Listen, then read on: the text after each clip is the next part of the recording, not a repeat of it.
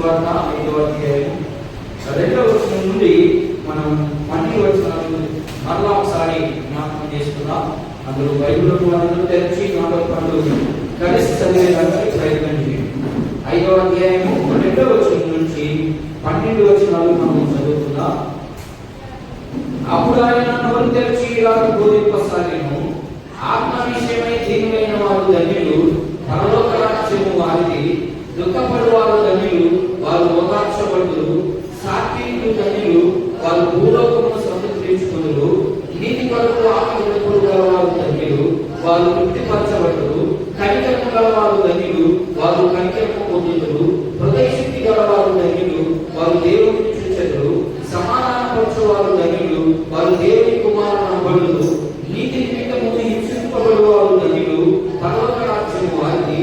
నా నిమిత్తము జనులు మిమ్మల్ని నిందించి హింసించి మీ మీద అబద్ధముగా చెడ్డ మాటలు పలుకున్నప్పుడు మీరు ధన్యులు.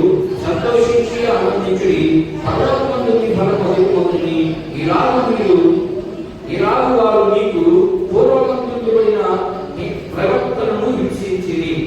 ప్రార్థన చేస్తున్నాం. మా పరిశుద్ధులైన తండ్రి, కృప కలిగిన దేవా, ఈ ఉదయకాల సమయంలో ఈ రీతిగా ఈ పిల్లలందరూ చేరి చదవబడినటువంటి వాక్య భాగంలో నుంచి మేమందరం కూడా ప్రభు ఆధ్యాత్మికంగా నేర్చుకున్నట్టు మంచి ఫలములు ఫలించుటకు యుగాలు మీ భాగ్యాన్ని పొందుకున్నట్టు నీ పిల్లలైనటువంటి నీ సన్నిధిలో ఉన్నటువంటి నీ పిల్లలందరినీ కూడా మీ జ్ఞాపకాలు తెచ్చుకొని మీరు మాత్రమే మహిమ పొందుకొని మా ఆధ్యాత్మికమైన జీవితాన్ని అభివృద్ధిపరచుకోవడానికి నాతో మీ పిల్లలతో మాట్లాడి ఈ పరిశుద్ధమైనటువంటి మాటలు మా హృదయం నీరు కట్టి పరిపూర్ణంగా సహాయపడండి.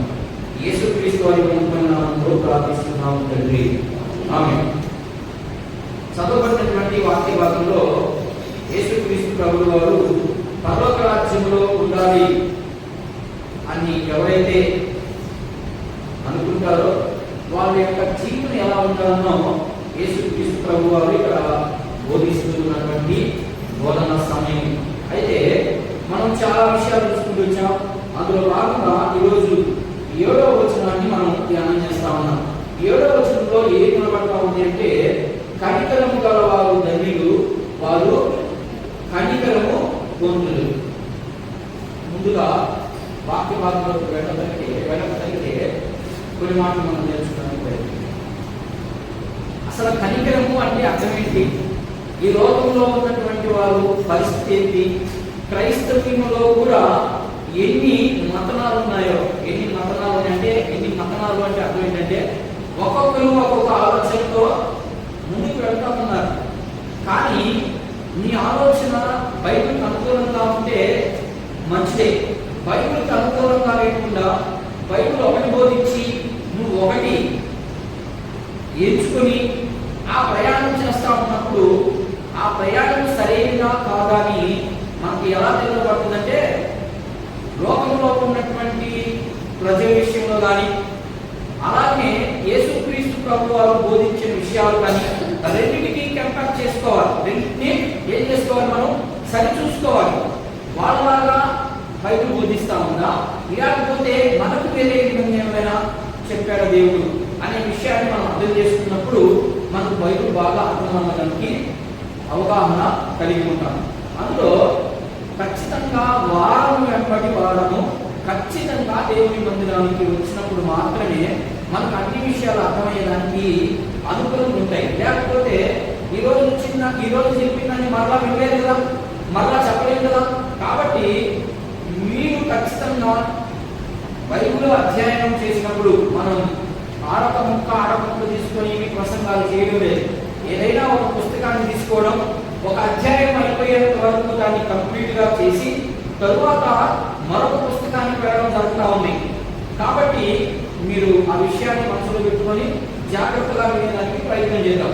లోకంలో ఉన్నటువంటి ప్రజలు ఏమనుకుంటారంటే, క్రైస్తవులు కూడా లోకంలో మనం ఉన్నాం కాబట్టి మనం కూడా ఏమనుకుంటామంటే, కనికరము అంటే అర్థం ఏంటంటే, మనం ఎన్ని పాపాలు చేసినా, మనం ఎన్ని తప్పులు చేసినా, ఎన్ని దేవునికి వ్యతిరేకమైన కార్యాలు జరిగించినా, ఎవరికొకరికి సహాయపడితే, ఎవరికొకరికి మనం ఉపయోగపడితే మనలో ఉన్నటువంటి పాపాలంతటినీ తీసివేసి దేవుడు మనల్ని రక్షిస్తాడు,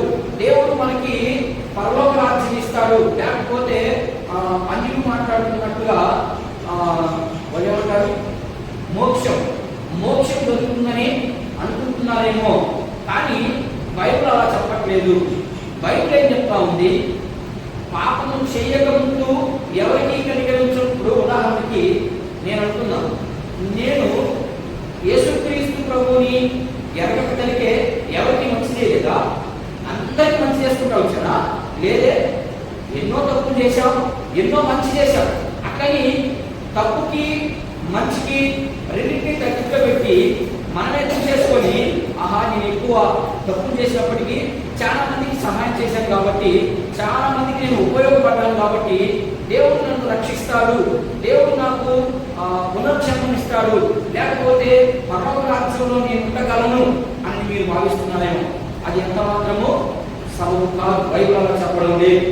నువ్వు ఎప్పుడైతే క్రీస్తు ప్రభుని ఎదిగావో ఆడ నుంచి నువ్వు ఖచ్చితంగా నీలో 100కి కనీసం 75% అయినా దేవుని గుణగణాలు కలిగి ఉండాలి. 100కి మనం అంతా చేయలేము, ఎందుకంటే మనం మనుషులవి, అందులో లోకంలో జీవిస్తా ఉన్నాం. లోకంలో రకరకాలైనటువంటి సన్నివేశాలు మనం కనబడుతూ ఉంటాయి. ఆ సన్నివేశాలు కనబడినప్పుడు మనం ఎక్కువగా లోకానికే ఆకర్షితులు అవుతాం, ఎందుకంటే మన మనసు లోకం మీదనే కాన్సన్ట్రేషన్ పెడతాది. కాబట్టి ఆత్మ విషయాల మీద కాన్సన్ట్రేషన్ పెట్టనివ్వలేదు. కాబట్టి మనం ఏం చేస్తామంటే ఎక్కువగా లోకంలో ఉన్న వాటి మీదే కాన్సన్ట్రేషన్, అంటే ఇంట్రెస్ట్ పెట్టాం, ఎక్కువ ప్రేమ చూపిస్తాం.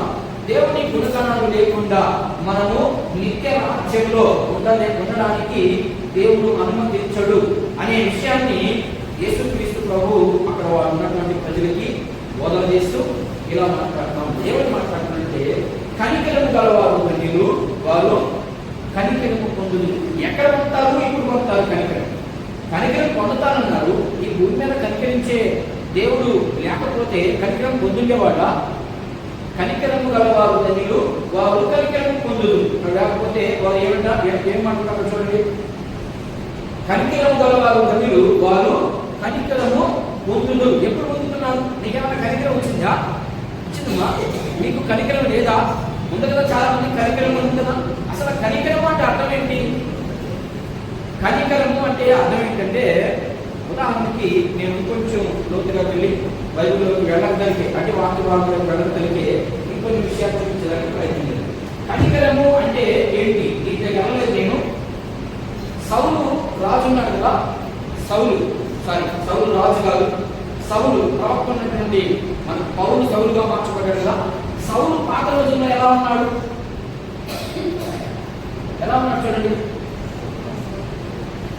అపోస్తుడైన సౌలు, ఆయన అపోస్తుడైన పౌలు. అపోస్తుడైన సౌలు అని ఎందుకు చెప్తున్నాడంటే, ఆ సౌలు వేరు పౌలు వేరు అనుకుంటున్నారు చాలా మంది జనాలు. సౌలే పౌలుగా మార్చబడ్డాడు. ఆయన మార్చబడాలంటే సౌలు అంటే అర్థం తెలియాలి, పౌలు అంటే అర్థం తెలియాలి. సౌలు అనే పదము ఎక్కడి నుంచి వచ్చింది అంటే వాళ్ళ తాతగారి పేరుది. అర్థమైందా? మనం లూకాసు వార్తలో చూస్తాం, జకర్యా తన కుమారుడికి ఎవరో పేరు పెట్టాలనుకున్నాడు, కానీ ఆయనకి యోహాను పేరు పెట్టమన్నాడు. అంటే ఈ యొక్క సౌలు ఏ వంశానికి సంబంధించిన వ్యక్తి అంటే బెన్యామీను గోత్రానికి సంబంధించినటువంటి వ్యక్తి. కాబట్టి బెన్యామీను గోత్రంలో నుంచి ఇశ్రాయేలుని మొదటి రాజుగా పరిపాలించినటువంటి వ్యక్తి ఈ కుటుంబీకుల్లో నుంచి వచ్చినటువంటి వ్యక్తి. అందుకని వాళ్ళ తల్లిదండ్రులు ఏం చేశారంటే, నా కుమారుడు కూడా, ఎందుకంటే వాళ్ళు పరిచయులు, వాళ్ళు భాగ్యవంతులు, వాళ్ళు బాగా ధనికులు, బాగా చదువు కలిగిన వారు, అందుకని నా కుమారుడు కూడా సౌలు రాజు ఎలా ఉన్నాడో అలాగనే ఈ లోకంలో గొప్పగా ఉండాలని పౌలుకి సౌలు అనే పేరు పెట్టడం జరిగింది. అయితే పౌలు ఎలా ఉన్నాడు? పౌలు పాత స్థితి మీకు 8వ అధ్యాయం కాడి నుంచి మనం చదివితే, అపోస్తలుల కార్యము 8వ అధ్యాయం ప్రారంభం నుండి మనం చదువుకుంటే ఈయన ఎలాంటి వ్యక్తి అంటే బహు భయంకరుడు, సంఘాన్ని అమితంగా హింసించబడినటువంటి వ్యక్తి. అయితే ఈ వ్యక్తికి ఎలా వచ్చింది కనికరం? ఆలోచించేది. ఈయన పౌలుగా మార్చబడ్డాడు, మార్చబడలేదు, మార్పు చెందినాడు. ఆయన అంతే. సౌలు అనే పేరుకి సంబంధించినటువంటి ఆ ఉద్దేశాన్ని ఆయనే చంపుకున్నాడు. అది కేవలం దేవుని కృప వలన మాత్రమే పొందుకుంటామని పౌలు యొక్క మనం పత్రిక చదివితే క్షుణ్ణంగా మనకు అర్థమవుతాయి. కనికరము అంటే అర్థం ఏంటంటే ఎక్కువ ప్రేమ చూపించాలి, ఎక్కువ దయ చూపించాలి. ఈ రెండు లేకుండా నేను కనికరింపబడ్డాను, లేకపోతే కనికరము నాలో ఉంది అని అనుకుంటున్నావు అంటే అది ఎంత మాత్రమో కాదు. అందుకని పౌలు విషయంలో కొన్ని విషయాలు చూద్దాం. అపోస్తలుల కార్యముల గ్రంథం 9వ అధ్యాయం చూద్దాం. కొన్ని విషయాలు చూద్దాం. వాక్య భాగంలోకి వెళ్తలకే కనికరము గలవారు ధన్యులు. ఏంటి కనికరం అనే దానికి బాగుతలితే సౌలు యొక్క ఉద్దేశాలు ఏంటి? సౌలు పాత రోజుల్లో ఆయన బహు భయంకరంగా ఉన్నాడు. అలాంటి వ్యక్తి ఎలా కనికరించబడ్డాడు? అది కేవలము నువ్వు చేసినటువంటి మంచి పనుల ద్వారా వచ్చింది కాదు, నువ్వు చేసినటువంటి దాన ధర్మాల వల్ల వచ్చింది కాదు. ఇది కేవలము దేవుని కృప, దేవుని యొక్క ఏర్పాటు, దేవుని యొక్క ఎన్నిక. ఈ మూడు లేకుండా నీవు అనుభవించలేవు అనే విషయాన్ని తెలియపరచడానికి నేను అపోస్తలుడైన పౌలుని ఎంచుకున్నాను. ఒకసారి చూద్దాం. 9వ అధ్యాయం 1 నుండి 6 వచనాలు చదువుదాం. చూద్దాం. సౌలు ఇంకను పౌలు యొక్క ప్రభు యొక్క శిష్యులను బెదిరించుటయు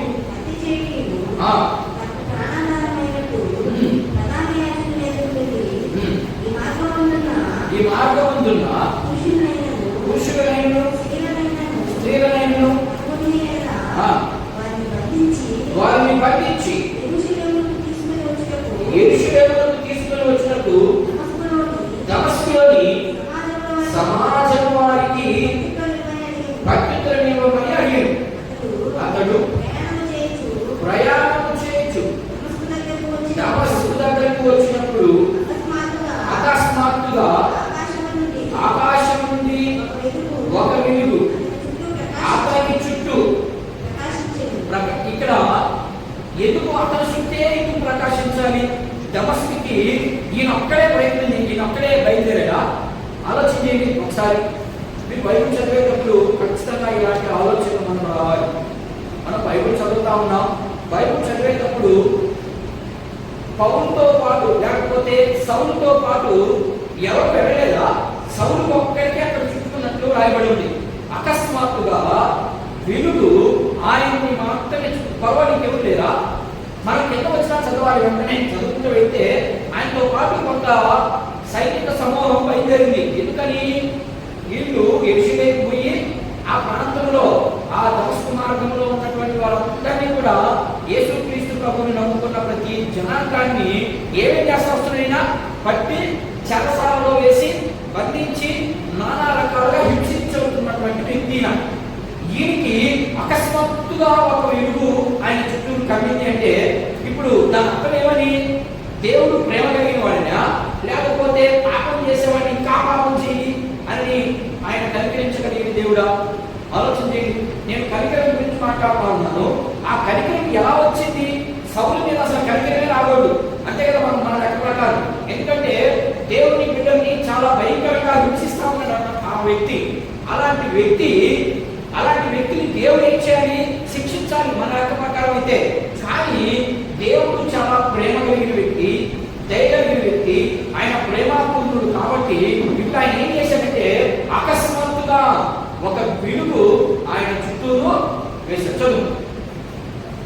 అకస్మాత్తుగా అతని చుట్టూ ప్రకాశించింది.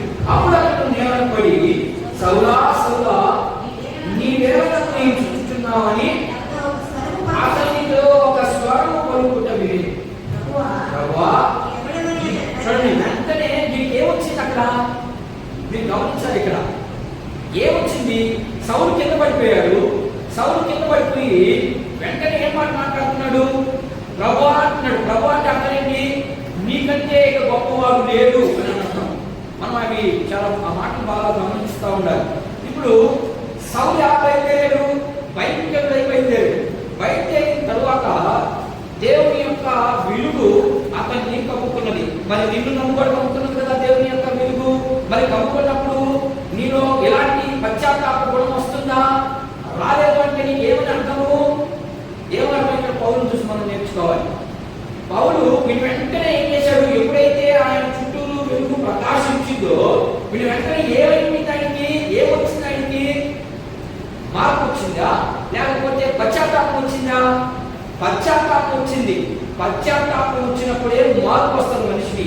పశ్చాత్తాపం రాకుండా ఉంటే అది నటన మాత్రమే. గుర్తుపెట్టుకోండి, ఇక్కడ వెంటనే వచ్చేసింది దీని వెంటనే పశ్చాత్తాపం కలిగింది. పశ్చాత్తాపం కలగకుండానే ఏం మాట్లాడుతున్నానంటే, ప్రభువా నీవెవరు?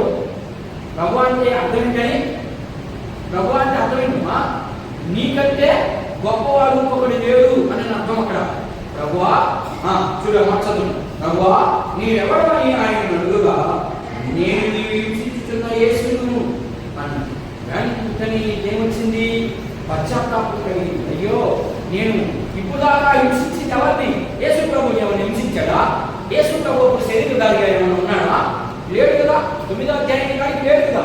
ఆయన ప్రారంభ అధ్యాయంలోనే ఆయన ఆరోహణని వెళ్ళిపోయాడు. ఆరోహణని వెళ్ళిపోయినప్పుడు మరి ఇంతవరకు ఎవరిని హింసిస్తున్నాడు? ఆయన మనిషిలో ఉన్నటువంటి ఆత్మని హింసిస్తా ఉన్నాడు. అది మనం అర్థం చేసుకోవాల్సింది. మనిషి మంచోడే, ఏ ఆత్మ నిన్ను ప్రేరేపిస్తుంది అది మనం గమనించాలి. ఏ ఆత్మ నిన్ను ప్రేరేపిస్తా ఉంది? దేవుని ఆత్మ చెడును ప్రేరేపిస్తుందా? దైవ ఆత్మ చెడును ప్రేరేపిస్తుందా? ఆలోచించేయండి. సింపుల్గా మీకు అర్థమయ్యేదానికి కనికరం గురించి, ఎందుకంటే రోజుగా ఏమి చెప్పలేము. కనికరము అనేది సౌలు ఉద్దేశంలో సౌలు తీసుకున్నాం. సౌలు భయంకరుడు. ఎప్పుడైతే దేవుని ఆత్మను చుట్టూరు వెలుగుగా దిగిందో వీరి వెంటనే నీకు ఏమొచ్చింది? పశ్చాత్తాపం వచ్చింది. పశ్చాత్తాపం వస్తూనే ఏమైంది? నీ హృదయము మార్చబడింది. మార్చబడిన వెంటనే ఎవరా నువ్వు అని అనకుండా ఏమని మాట్లాడుతున్నాడు? ప్రభువా ఎవరు నువ్వు అంటే, ఈయన హృదయం అప్పుడు దాకా ఏమైపోయింది? కఠినమైపోయింది. సాతాను జ్వరబడి సాతాను ద్వారా ఈయన ప్రయత్నాలు జరిగిస్తా ఉన్నాడని మనం అర్థం చేసుకోవాలి. మరి ఈరోజు మనం కూడా ఎలా సాతానుకు లోబడుతున్నామా? దేవుని వాక్యానికి లోబడుతున్నామా? దేవుని వాక్య ప్రకారం మనం ఆ మార్గంలో జీవించగలుగుతున్నామా అనేది మనమే అర్థం చేసుకోవాలి. అందుకని కొన్ని విషయాలు మనం నేర్చుకోవడానికి ప్రయత్నం చేద్దాం. మీకు అర్థమైంది అనుకుంటాను. ఇంకొక మాట చూద్దాం. తిమోతికి రాయబడినటువంటి పత్రిక మీరు ఆలోచించమ్మా. ఆ ఒక్క మాట చదివి మనం ముందు దీని గురించి వెళ్దాం. చూడు, ఎప్పుడైతే పశ్చాత్తాపం వచ్చిందో సౌలుకి, వెంటనే ఒక మాట మాట్లాడుతున్నాడు. ఆలోచన, నీవు లేచి పట్టణంలోనికి వెళ్ళుము, అక్కడ నీవు ఏమి చేయవలనో అది నీకు తెలియబడునని చెప్పాను. వెంటనే ప్రభువా ఏంటి నువ్వెవరు అన్నప్పుడు వెంటనే ప్రభు ఏం చెప్పినట్టు, నువ్వు లేచి ఎక్కడ పోమన్నాడు? పట్టణంలోకి వెళ్ళమన్నాడు. పట్టణంలో ఎవరున్నారని మనం చాలా విషయాలు తెలుసుకోవాలి. ఇంట్లో నుంచి పట్టణంలో ఎవరున్నారని పొమ్మంటున్నాడు? పట్టణంలోకి. పట్టణంలో వాళ్ళంతా లోకస్తుంది కదా, మరి అక్కడికి ఎందుకు పొమ్మన్నారు ఆయన అంటే, లేదు అక్కడ ఒక ప్రవక్త ఉన్నాడు, అననీయ అనే ఒక ప్రవక్త ఉన్నాడు, అక్కడ దగ్గరికి వెళ్ళు. నేను ఇప్పుడు అలాగే నీవు ఎలా పడిపోయినావు? లోకంలో పాపంలో పడిపోయింటే దేవుడు నిన్ను కనికరించి లేవదీసి నిన్ను దేవుని మందిరానికి వెళ్ళమంటే నువ్వు ఇప్పుడు ఏం చేస్తున్నావు? నాకు పెళ్ళిళ్ళు, పేరట్టాలు, బంధువులు, రక్త సంబంధికులు వీళ్ళందరూ ఉన్నారని నువ్వు దేవుని మందిరానికి దూరం అయిపోతే అదే చెప్తున్నాడు. ఇక్కడ నువ్వు ఏ చక్కగా వెళ్ళమన్నాడు ఆయన, పట్టణంలోకి వెళ్ళమన్నాడు. మరి అలాగే నీవు రక్షించబడ్డ నీవు దేవుని మందిరానికి దూరం అయిపోతూ ఉన్నావంటే నీవు ఎలా కనబడతావు? దేవుడు నీకు అదే మాట మాట్లాడతావు. మత్తయి సీక్వెన్స్ అంతా చూడండి, చాలా క్లియర్గా రాస్తున్నాడు ఆయన. హృదయ శుద్ధి గలవారు నీవు. హృదయంలో ఏముండాలి? దేవుని మాటలే ఉండాలి. దేవుని మీదనే మన హృదయం ఆడుకుంటారు. అప్పుడు మాత్రమే దేవుడిని నువ్వు చూడగలవని చెప్తా ఉన్నాడు. చాలా మంది మాట్లాడుతున్నారు, రేపు మాట్లాడుతున్నారు దాని గురించి. వారు హృదయ శుద్ధి గలవారు ధన్యులు, వాళ్ళు దేవుడిని చూసేదరు అనే మాట కనబడతా ఉంది. అసలు హృదయ శుద్ధి అంటే ఏంటో తెలుసు? అసలు హృదయ శుద్ధి అంటేనే తెలియదు మనకి. దాన్ని బట్టి మనం దేవుడిని చూసేస్తాం. ఏం చూడాలంటే దేవుడిని చూడాలంటే ఆశామాష కాదు. అందుకని మన ఉదాహరణకి మనం దేవుడు ఎలాంటి వ్యక్తి, ఇతరుల పట్ల మనం కనికరించబడితే, ఇతరుల పట్ల మనం ప్రేమగా జీవిస్తే, ఇతరులు బాధపడుతుంటే ఆ బాధ నుండి వారిని నువ్వు చేతనైతే సహాయం చేయగాని వారిని మాత్రం ఏం చేయకూడదు, చెడగొట్టకూడదు. అది దేవుడు నేర్పించే పాఠం. మనం ఏం చేస్తాం, చెడగొట్టడానికే ఎక్కువ ప్రయత్నం చేస్తాం. సరే చూద్దాం, మనం ఇప్పుడు కనికరం అంటే ఏంటో, దాని అర్థం ఏంటో మనం ఒకసారి చూద్దాం. నిర్గమాకాండము తిమోతి పత్రికలో ఉంటుంది. మరి ఆ మాట మీకు ఉదాహరణకి తెలియపరచడానికి మాత్రమే చెప్పాను కాబట్టి మన వాక్య భాగంలోకి వెళ్ళిపోదాం. కనికరం గలవారు ధన్యులు. ఏంటి కనికరం?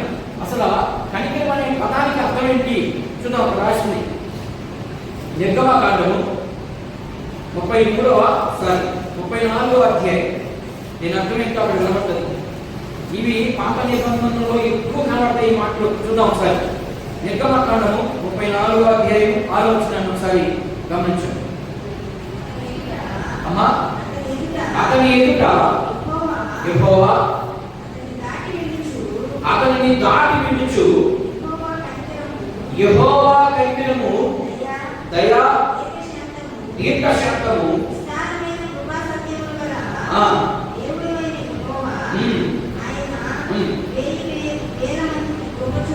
అంతే. ఏంటంట ఇక్కడ ఏం కనబడుతుంది?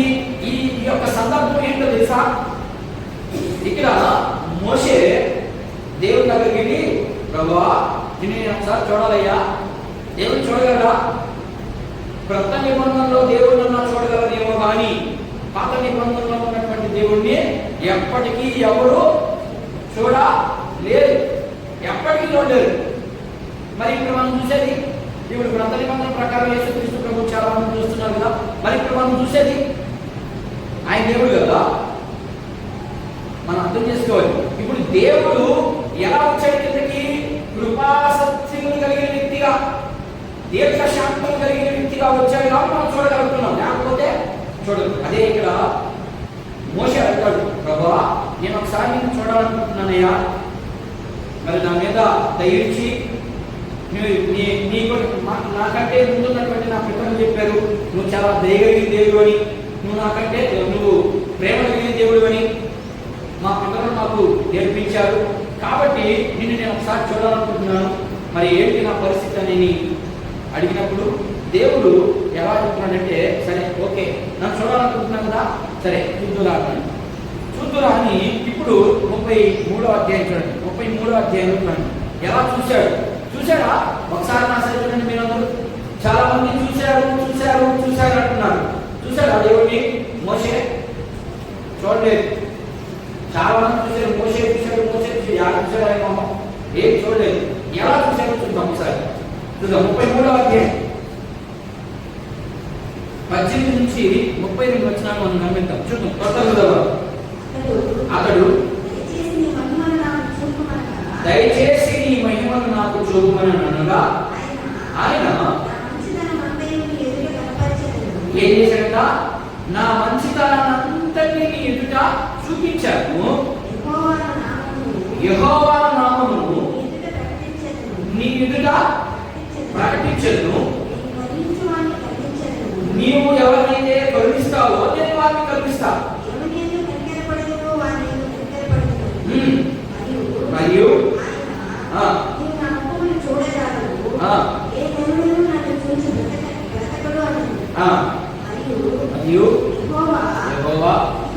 ఇదిగో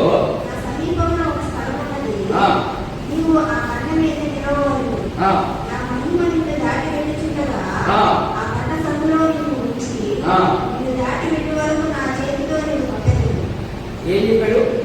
శబ్దం విన్నాడు కానీ ఆయన ఏమే చూడలేదు. మరి నీవు నేను సంఘంలో చేర్చబడినటువంటి మనం, లోకంలో నుంచి సపరేట్ చేయబడినటువంటి మనం దేవుడిని చూసే ప్రయత్నాలు ఏమైనా చేయగలుగుతున్నామా? చేయలేకపోతున్నామా? దేవుడిని చూడాలంటే మోషే ఏమేమి చెప్పాడు దేవుడికి? నీ ఎవరినైతే ప్రేమిస్తావో నేను వాడిని ప్రేమిస్తాను అన్నాడు. దేవుడు అందరినీ ప్రేమించాడా? అందరినీ ప్రేమించాడు కాబట్టి ఈ భూమి మీదకి శరీరధారిగా భూమి మీదకి వచ్చాడు. కాకపోతే ఆయన వాడు ఆయన కావాల్సిన అందరినీ మంత్రికి చెప్పినట్టుగా ఓపి మనందరం తీసుకెళ్ళిపోయాడు. ప్రతి ఒక్కరిని ప్రేమించాడు కాబట్టి ఈ భూమి మీదకి వచ్చాడు. మనకు అలాంటప్పుడు మనకు శత్రుత్వం ఉండకూడదు. మనకు శత్రుత్వం ఉండకూడదని దేవుని పిల్లలుగా మీరు నేర్చుకోవాలని ఈ ఈ మాటలు తెలియపరుస్తున్నాడు. కనికరము గలవారు వీళ్ళు, వారు కనికరము పొందుతారు. ఎప్పుడు కనికరం పొందుతారంటే ఈ భూమి మీద ఉంటారు. అలాగనే రేపు దేవుని యొక్క రాజ్యం రాబోతా ఉంది. దేవుని యొక్క రాజ్యం వచ్చింది, ఇంకా సంపూర్తి కాలేదు. అది సంపూర్తిగా వచ్చే ఒక కాలం వస్తా ఉంది. ఆ కాలంలో మనందరం కనికరింపబడతాం. అందుకని నీ పాత రోతమారిన జీవితాన్ని పక్కన పెట్టి, ఒకవేళ ఇప్పుడు నీకు కనికరము, ప్రేమ, దయ ఇవేమి లేకపోతే అవన్నీ పక్కన పెట్టి నువ్వేం చేయాలా? యేసు ప్రభు మనకి ఏమైతే చెప్పాడో దాన్ని మాత్రమే మనం చేయాలి. ఇప్పుడు రెండవదిగా ఫస్ట్ ఎవరు చూసాం? కనికరం అంటే ఏంటో చూసాం. కనికరం అంటే ఏంటి? ప్రేమ, దయ. అవి ఎవరికి ఉన్నాయి? దేవుడికి మాత్రమే ఉన్నాయి. దేవుడికి కాడికి వచ్చేటువంటి మనకు కూడా ఉండాలని మనం నేర్పిస్తూ మొదట మోషేని చూపించాడు. ఇప్పుడు రెండవదిగా యేసు ప్రభువును చూపిస్తా ఉన్నాడు. ఇందులో భాగంగానే మొదట మోషే ఏమన్నాడు? అయ్యా, నేను ఎవరైతే కనిపిస్తాను నేను కూడా కనిపిస్తా. ఇశ్రాయేలు ప్రజలు మోషేని చదవలేదా? మోషే మీద తిరుగుబాటు చేయలేదా? మోషేని చంపాలని చూసుకోలేదా? చూశాడు. ఎవరినైనా దేవుని మహిమ పొందుతున్న వ్యక్తి కాబట్టి మోషే ఎవరినైనా తిట్టాడా? ఎవరైనా కొట్టాడా? ఎవరైనా హింసించాడా? ఏం చేయలేదు. మరి ఆ మోషేలో నుండి ఎవరిని చూసాం? ఇప్పుడు మనము యేసు ప్రభువును చూసాం. మోషేలో నుండి యేసు ప్రభు సేమ్ అలాగే ఉన్నాడు. ఎవరిని తిట్టలేదు, ఎవరిని కొట్టలేదు. ఇప్పుడు డైరెక్ట్ గా యేసు ప్రభువును చూపిస్తున్నాను.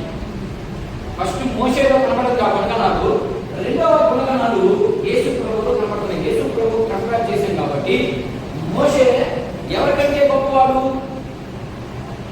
మోషే యేసు ప్రభు కంటే గొప్పవాడు అనుకుంటున్నారు. అదే కదా ఎప్పుడు పత్రిక అంతా. కాదు. మోషే యేసు ప్రభు కంటే చాలా చిన్నవాడు, చాలా అయోగ్యము కలిగినటువంటి వ్యక్తి, యోగ్యత కలిగిన వ్యక్తి ఎవరైనా యేసు ప్రభువే అని చూపిస్తూ ఎప్పుడు పత్రికలో ఉన్నటువంటి ప్రజలతో మాట్లాడుతున్నాడు. అలాగే ఇక్కడ మోషేని గొప్ప వ్యక్తి అని చూపించి, అదో అలా ఆయన కంటే ఇంకా గొప్ప వ్యక్తి ఎవరైనా అంటే యేసుక్రీస్తు ప్రభు. యేసుక్రీస్తు ప్రభు ఆయన కనికరించబడ్డాడు కాబట్టి, ఆయన మధ్యవర్తిత్వం చేయడానికి వచ్చాడు కాబట్టి, నేను దేవునికి దూరం ఉన్నాను కాబట్టి, ఇప్పుడు దగ్గర చేయడానికి ఆయనలో ఉన్నటువంటి ప్రేమ, త్యాగము, దయ ఇవన్నీ కూడా మనకి ఎబ్రీ పత్రికలో కనబడతాయి. చూద్దాం. ఎబ్రీ పత్రిక చూద్దాం. 2వ అధ్యాయం. ఎబ్రీకి రాయబడిన పత్రిక 2వ అధ్యాయం. త్వరగా చూద్దాం. దేవుడు ఏ గుణగణాలు కోరుకుంటున్నాడు? మీలో ఆ గుణగణాలు మనలో ఉన్నాయా లేవా? చూద్దాం. ఎబ్రీకి రాయబడిన పత్రిక 2వ అధ్యాయము 17వ వచనం. కావున ఏంటంట? రక్షణ చదువు మన బాగా. కావున రక్షణ పాపము పరిహారం కలుగు చేయుటకు దేవుని సంబంధమైన కార్యములలో కనికరము, నమ్మకము గల ప్రధాన యాజకుని నిమిత్తము అన్ని విషయంలో ఆయన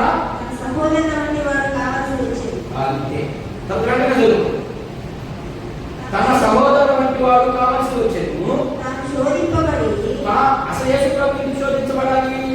ఇక్కడ ఏం మాట్లాడుతున్నాడు? పై మనకి ఏం కనబడింది? తన సహోదరులు అంటే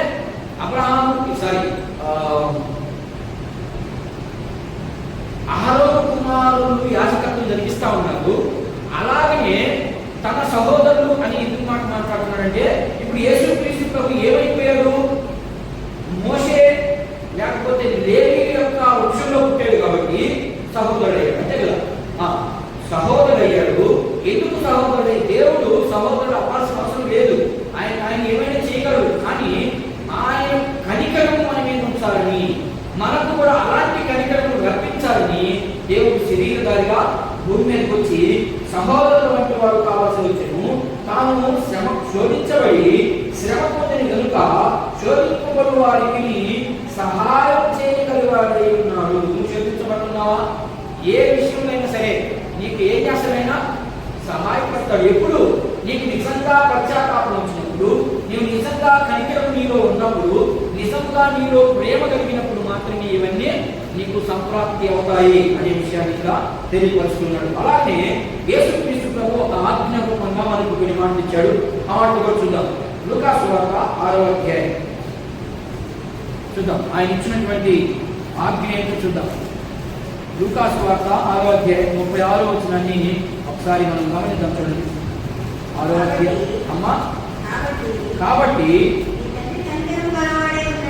ఏంటంట?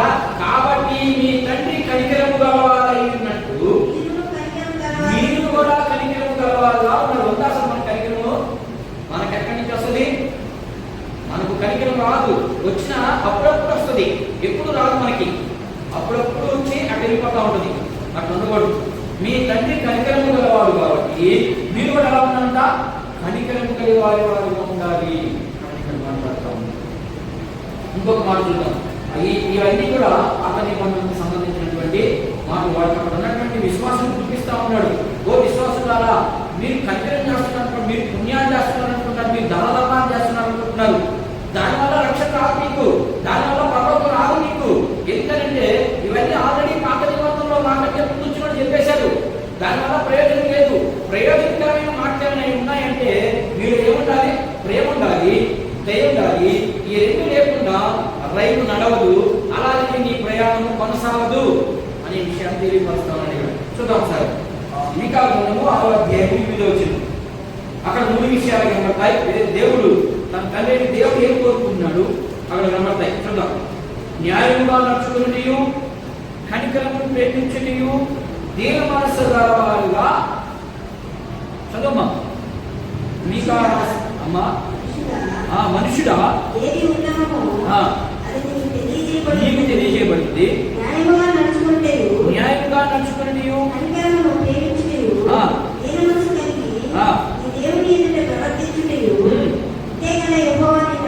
అంతే. ఏమడిగాడు ఆయన? ఇక్కడ 2 విషయాలు మనం మాట్లాడుకోవడానికి ప్రయత్నం చేద్దాం. న్యాయంగా నడుచుకుంటా. ఏది న్యాయం? న్యాయము అంటే అర్థం చెప్పండి.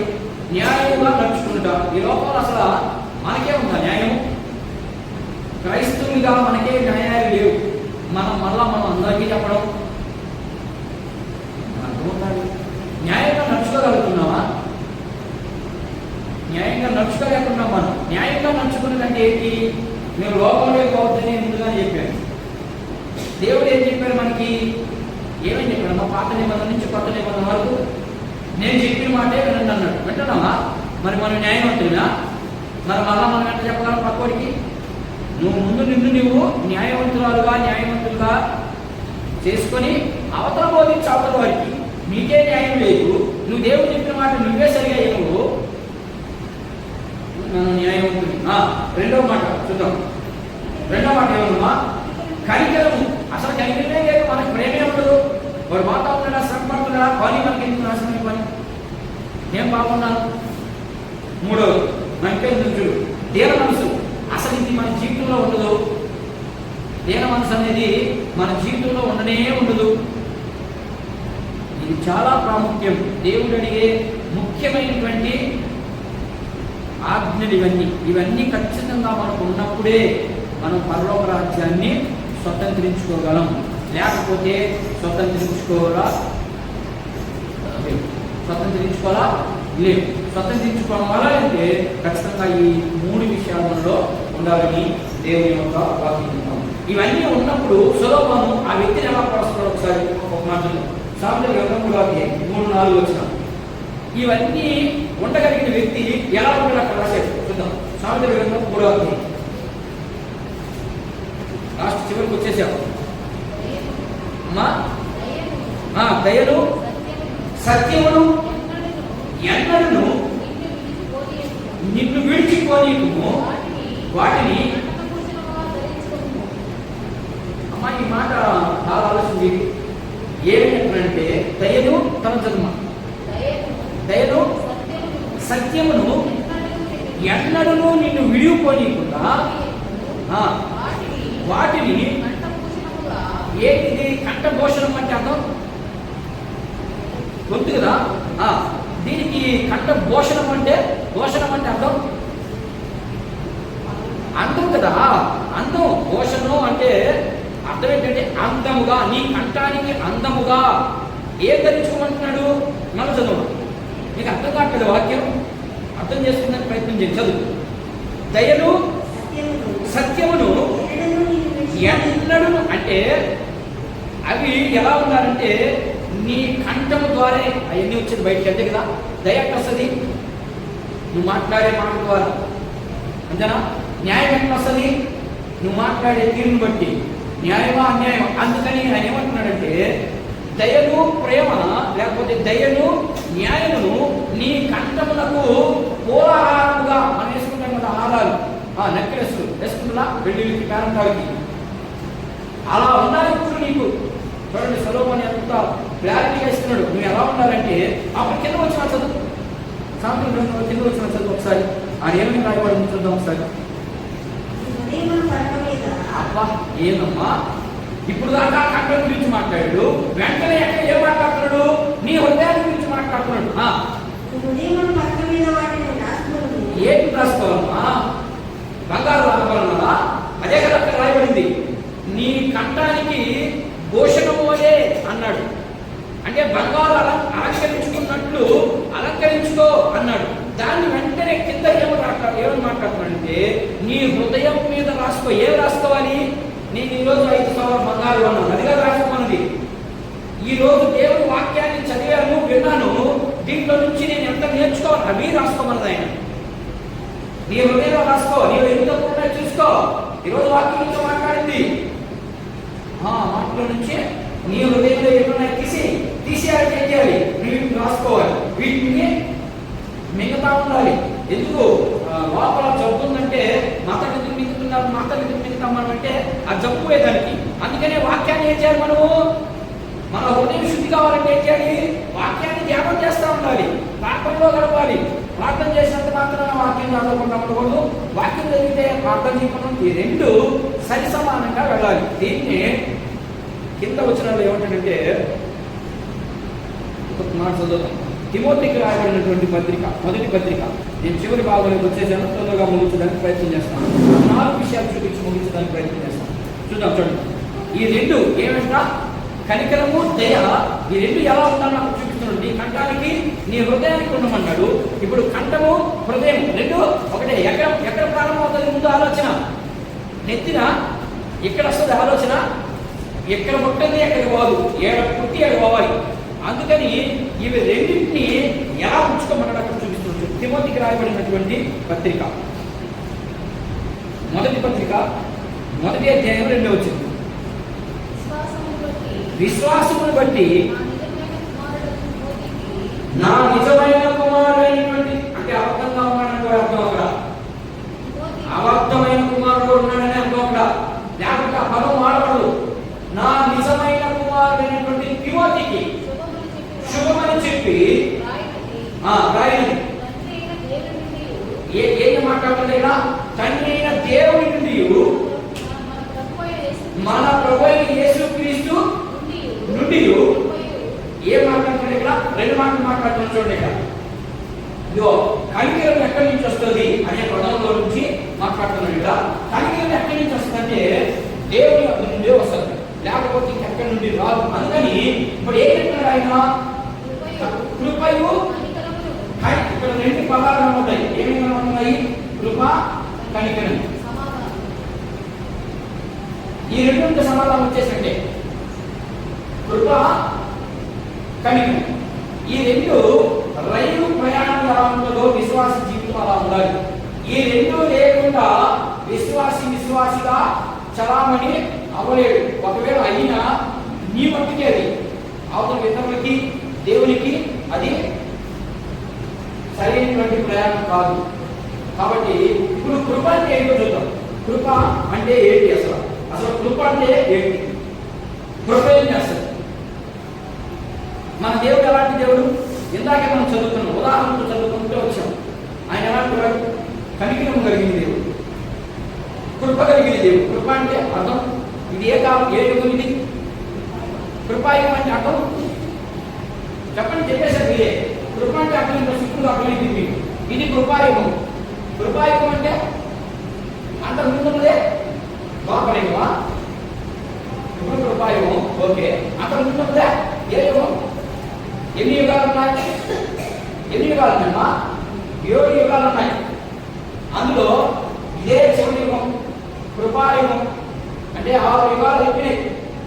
అర్థమైందా? ఈ కృపాయుగంలో ఏంటి అసలు? కృపాయుగం అంటే అర్థం ఏంటి? ఇది నాకు నేను చెప్పేది. కృప అంటే అర్థం ఏంటి? అంతే, సింపుల్ మాట్లాడు. ప్రేమ. కృప అంటే అర్థం ఏంటంటే నిన్ను ప్రేమించాడు కాబట్టి దేవుడి భూమి మీద దిగి వచ్చాడు, అంతే సింపుల్ గా. ఇప్పుడు కనికరం. కనికరం అంటే ఏంటి? కనికరం అంటే అర్థం ఏంటి చూడండి. కృపేణి అసది, కృపేణి ఇప్పుడు ప్రేమించి ఇదిగో బిడ్డలారా, మీరందరూ కూడా చెడిపోయి ఉన్నారు, మీ మీద పాపం వేరుతా ఉంది, కాబట్టి నేను మిమ్మల్ని ప్రేమించాను, మీరు నా యొక్కకు రండి. నేనేం చేస్తానంటే కృప ఏం చేస్తానంటే పరలోకానికి తీసుకెళ్తాను. అర్థమైందా?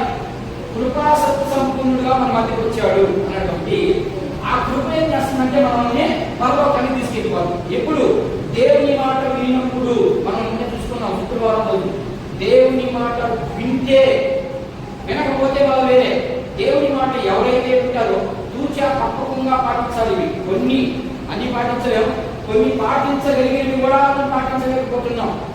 పాటించగలుగుతున్నారా? 2 విషయాలు చెప్పండి. నేను దేవుని విషయంలో నేను ఒక 10 అనుకున్నాం, దేవుడు 10 విషయాలు చెప్పనుకున్నాం. ఈ 10 విషయాల్లో ఏ విషయంలో నేను కరెక్ట్గా ఉన్నానని ఒక 2 విషయాలు చెప్పండి. దేవుడు చెప్పిన విషయాలు మీ గుండె మీద చేసుకుని చెప్పండి. ఎవరు చెప్పలేము. ఆయన చెప్పిన ముఖ్యమైన ఆజ్ఞలు ఏంటి? ముఖ్యమైనవి ఉన్నాయి కదా, ఆ ముఖ్యమైనలో కొన్ని చెప్పండి. ముందు అసలు ప్రేమ వాటికి ఇది మనుషులకు సంబంధించినటువంటి ఆజ్ఞ. ఇప్పుడు దేవుడికి సంబంధించిన ఆజ్ఞ చెప్పండి. పూర్ణ హృదయంతో పూర్ణ ఆత్మతో ప్రేమించేలా పెళ్లికి పోయింది. పేరెంటారు వాళ్ళు ఇంకా ఆలోచించి మీకు ప్రేమ పూర్ణ హృదయం ఇది కూడా పెళ్లి అయింది. ఇది దేవుడికి సంబంధించి. ఇప్పుడు మందిరానికి సంబంధించి చెప్పండి. ఉన్నాయి కదా, చాలా ఆజ్ఞలు ఉన్నాయి. ఆజ్ఞల్లో మనిషికి సంబంధించినటువంటి ఆజ్ఞ, ఇటు వారి నీ పొరుగు వారిని ప్రేమించమన్నాడు. అసలు ఆ ప్రేమ లేదు మాలో, ఒకటి తీసి ప్రేమించడం. రెండోది నీ దేవుడైన యెహోవాను పూర్ణాత్మతో ప్రేమించమన్నాడు, ఆరాధించమన్నాడు. అసలు ఆరాధనకే రావడం తీసి కానీ అయిపోయింది. లేకపోతే మందిరానికి సంబంధించి చెప్పండి, సంఘానికి సంబంధించి చెప్పండి, విశ్వాసానికి సంబంధించి, ప్రార్థనకు సంబంధించి, ఇంకా దేవుని పని నిమిత్తం, సువార్త నిమిత్తం చాలా ఉన్నాయి. కనుక్కుంటున్నాయి చెప్పినవి ఇవన్నీ అయ్యే. వాటిలో కనీసం 2 నేను చేయగలుగుతున్నాను అని గుండె మీద చేసి చెప్పగలుగుతున్నాను? చెప్పలేము. ఎందుకని? మనకి ఇవన్నీ ఇంకా ఇవన్నీ ఉంటేనే పరలోక రాజ్యం. ఏ ఊరికి రాగది పరలోక రాజ్యం పాఠమని మీకు ఆ రాజ్యమాన్ని దోడు తెసి ఆయన ఇవన్నీ అనుభవించాలి. ఇవన్నీ ఇక్కడ మనం సరి చేసుకుంటూ వెళితేనే మనకు పరలోక రాజ్యం అక్కడ పేషులు అర్థం చేస్తాడు. లేకపోతే లేదు నీ దారి ఇంకొక దారి, ఆ దారికి పని చెప్తాడు. మందిరానికి సంబంధించి ఏమేమి చెప్పినాడు ఆయన? మందిరంలో ఏమేమి ఉన్నారన్నాడు చెప్పండి. ఈ విషయం చెప్పండి చాలు. ఈ విషయం నేను మీ గుండెలు గుర్తిస్తుంది అంతే. ఇవన్నీ చేయలేనప్పుడు మనం ఎలా పాడుతున్నాము? కనికరించబడినామా? ప్రేమ కలిగి ఉన్నామా? దైవం అసలు అన్నం పెడితే 10 మందికి అన్నం పెడితే ఏమొస్తుంది? దేవుడు అక్కడ నీకు రక్షిస్తాడా? మరి పుణ్యం వచ్చింది కదా, పుణ్యం అని చెప్పుకున్నారు చాలా జనాలు. ఏం రాదు. నువ్వు 10 మందికి అన్నం పెడితే నీ పిల్లలు భూమి మీద సంతోషాన్ని అనిపిస్తారంటే, అది కష్టమో నష్టమో అది పక్కన పెడితే నీవు సంతోషంగా నీ కుటుంబము ఉండగలగదు. అంతేగాని దానివల్ల పరలోక రాజ్యం రాదు. అదే చెప్తుంది ఇక్కడ, కనికరం గలవారు ధన్యులు వారు కనికరం పొందుతారు. ఎక్కడ పొందుతారు? ఈ భూమి మీద పొందుతారు. అంతే, దేవుని దగ్గరికి వెళ్ళలేదు. ఈ కనికరం ద్వారా దేవుని దగ్గరికి పోలేదు. మేము 10 మందికి అన్నం పెట్టాం, 10 మందిరాలు కట్టించాం, చర్చికి నేను అది ఇచ్చాను, ఇది ఇచ్చాను, దానివల్ల నీకు ప్రయోజనం లేదు. మార్పు కలగాలి. దేవుని విషయంలో దేవుడు ఏ రీతిగా చెప్పాడో ఆ రీతిగా జీవించినప్పుడు మాత్రమే నీకు వస్తుంది. నువ్వు భూమి మీద 10 మందికి అన్నం పెడితే పుణ్యమే. ఏ పుణ్యం? ఎక్కడ పుణ్యం? నీ పిల్లలు కూడా ఎక్కడ ఎత్తి లేకుండా బతుకుతారు అంతవరకే. పరలోక రాజ్యం రాదు. కానీ యేసులో చెప్పేది ఏంటంటే పరలోక రాజ్యం రావాలంటే అన్నీ ఉండాలి, ఇవన్నీ ఉండాలి. కనీసం 15% అన్న చేయాలి మనిషి. ఆ 15 వల్ల కనీసం 2 మంది లేకపోతున్నాము. మందిని ఏమేమన్నాడు ఆయన? ఏమేమి ఇవ్వమన్నాడు దేవుడు మందిరానికి? ఇవ్వగలుగుతున్నావా? సమృద్ధిగా ఇవ్వగలుగుతున్నావా? ఇంకెక్కడండి వాళ్ళ కరికరం ఉంది, ప్రేమ ఉంది, పోతే పోతాడు దేవుడు చేసేవాడు. మనకెందుకో ఇంకా ప్రేమ ఇవన్నీ లేనప్పుడు మనకు ఏం రాదు? దేవుని యొక్క దయ మనలో ఉండదు, దేవుని యొక్క ప్రేమ మనలో ఉండదు. ఒకవేళ నువ్వు అనుకోవచ్చేమో నాలో ఉంది అనని, ఏముండదు. దేవుడికి తెలుసు ఎవరి హృదయమో ఎటు వెళ్తుందో తెలియదు దేవుడికి. నిన్ను పుట్టించి దేవుడికి నీ హృదయం దేని మీద మనసు పెడతా ఉంది, నువ్వు ఎటువైపు పెడుతున్నావు దేవుడికి తెలుసు. ఎందుకు మౌనంగా ఉన్నాడంటే ఇంకొక రోజు అప్పుదాకా నా పిల్లలు మాట్లాడేమో, ఏదో ఒక రోజు వాక్యం ద్వారా విని ఆ వాక్యం వాడు మారుస్తుందేమో అని వెయిట్ చేస్తా ఉన్నాడు దేవుడు. రాత్రి మాట ఎప్పుడు వచ్చేసేవాడే. ఈ లోకంలో ఉన్నటువంటి దౌర్భాగ్యమైనటువంటి జీవితాలు జీవిస్తా ఉన్నప్పటికీ కూడా దేవుడికి మౌనంగా ఉన్నాడంటే ఇంకా మాట్లాడు. వచ్చాడంటే ఇక్కడ మార్పు లేదండి. దేవుడు ఈ భూమి మీదకి వచ్చాడు అంటే ఇక నేను మార్పు చెప్తానంటే ఇక జరగకపోయినది. నువ్వు అక్కడికి మారుతానికే ఆయన ఇక్కడ రావడానికి జరిగిపోవాలి ఏదైనా. అందుకని నీకు అవకాశం ఇస్తా ఉన్నాడు, అందుకని నీకు ఇన్ని మాటలు మాట్లాడిస్తా ఉన్నాడు దేవుడు. చివరిగా పోతే చూద్దాం ఒకసారి 2 మాటలు చూద్దాం. కృప ఏమంటుందంటే నీకు పరలోకాన్ని ఇస్తానంటుంది, కనికరం ఏమంటుందంటే నిన్ను నరకాన్ని ఇవ్వాలి. నాకు కృప కనికరం ఈ 2 లేకపోతే మనకి బయట నరకమే. మనం ఫిక్స్. చాలా మందికి ఇప్పుడు కూడా ఫిక్స్ అయిపోయింది. దాని నుంచి బయటకు రావాలంటే ఈ 2 ఖచ్చితంగా ఉండాలి. నీకు ఇవి ఉన్నప్పుడు మాత్రమే నీకు ఏమొస్తుంది? నరకం నుండి తప్పించబడు. తీతుకు రాసిన పత్రిక 2 విషయాలు చదివి ముగించేద్దాం. తీతుకు రాసినటువంటి పత్రిక 3వ అధ్యాయం 5వ వచనం చూద్దాం. 2 వచనాలు, ఒకరు విలాప వాక్యం, ఒకరు తీతుకు రాసిన పత్రిక 3వ అధ్యాయం 5వ వచనం. మనము ఏం చేయాలంట? మనము నీతి అంటే అర్థం చెప్పాను నేను. నీతి అంటే అర్థం ఏంటి? యేసుక్రీస్తు ప్రభు మాటే నీతి అంటే ఆ మాటని అనుసరించి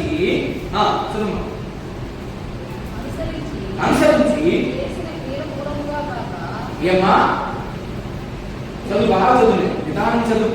మనము నీటిని అనుసరించి చేసిన క్రియల మూలంగా కాక తన కనికరము చొప్పుననే పునర్జన్మ సంబంధమైన స్నానము ద్వారాను పరిశుద్ధాత్మ మనకు నూతన స్వభావం కలుగు చేయట ద్వారాను మానవును రక్షించి. నేను ఇందాక చెప్పుకుంటూ వచ్చాను. నువ్వు చేసిన క్రియల వల్ల రాదు. వస్తా నేను 10 మందికి అన్నం పెట్టాను, ఏం రాదు. నువ్వు 10 మందికి అన్నం పెట్టే నీ పిల్లలు కూడా ఏదో ఒకటి ఇక్కడ దేవుడు సమృద్ధిగా వాళ్ళకి ఎప్పుడు కూడా అవనీయుడు. నువ్వు 10 మందికి అన్నం పెట్టే నీ పిల్లలు బాగుంటారు అంతే. దానివల్ల నువ్వు నీ పిల్లలు ఎక్కడికి రాదు, రక్షణకు రాదు. క్రియల మూలంగా రక్షణ రాదు అని చెప్తున్నాడు ఇక్కడ. మరి దేని మూలంగా రక్షణ వస్తుందంటే విశ్వాసం మూలంగా. రెండవది ఆయన మాట విని ద్వారా మాత్రమే వస్తుంది, లేకపోతే రాదు. మరి మనం ఎంతమందిని ఆయన మాట వింటున్నామో, ఆయన మాట వినలేకపోతున్నామో ఒకసారి పరిశీలన చేసుకుంటాం. విలాప వాక్యం చివరికి ఒక మాట చదువుతాం. ఇర్మియా భక్తులు అక్కడ జరిగినటువంటి ఆ భయంకరమైనటువంటి స్థితిలో రాయబడినటువంటి మాటలు ఇవన్నీ విలాప వాక్యాలు. చూడండి. విలాప వాక్యాలు 3వ అధ్యాయం 22వ వచనం. కొత్తగా యెహోవా కృపగలవాడు, ఆయన వాత్సల్యత ఎడతెగక నిలిచి ఉంది కనుక ఏం చేయగా మనం ఏమవ్వలేదు. ఆయన కృప ఎలా ఉందా? నిరంతరం ఉంది కాబట్టి మనము నిర్మూలన కాకుండా అనుదినము నూతనముగా మనం ఏం చేస్తున్నాము? ఆయన ఏం చేస్తున్నాడు? అనుదినము ఆయనకి ఏముంది? వాత్సల్యత, నీ మీద కనికరం ఉంది. ఈరోజు తప్పు చేసావా, రేపు తప్పు చేసావా, రేపు మాట్లాడదేమో నా బిడ్డ. ఎవరో రేపు మాట్లాడదేమో. ఎందుకని ఈరోజు మాట్లాడిన మాటల ద్వారా నాకు తగ్గలేదేమో, రేపు ఒక రోజు మాట్లాడితే ఆ మాటల ద్వారా కనికరం పొందదేమో నా బిడ్డ, మార్పు చెందదేమో నా బిడ్డ. అది అక్కడ ఉన్నటువంటి ఆయన వాత్సల్య పూర్ణుడు కాబట్టి మనం ఈ భూమి మీద ఎలా ఉన్నాము? కనికరం పొందుకున్న వారిగా ఉన్నాము. మరి నీ జీవితంలో, నా జీవితంలో ఇలాంటి కనికరం, ఇలాంటి వాత్సల్యత మన జీవితంలో ఉందా లేదా అనే విషయాన్ని మనము పరిశీలన చేస్తున్నాం. అలాగే విన్న చోటనే ప్రార్థన చేస్తున్నాం. అలాగే తల ఉంచుకొని